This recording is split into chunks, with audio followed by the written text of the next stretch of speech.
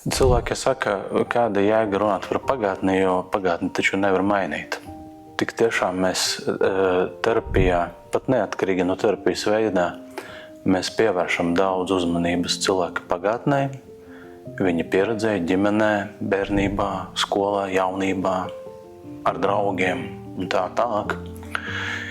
Jo pagātnē, kuru mēs noliedzam, pagātnē, kurai mēs negribam ieskatīties acīs, kurai neesam gatavi veikt godīgu revīziju, šī pagātnē turpina mūs ietekmēt ārkārtīgi spēcīgā veidā.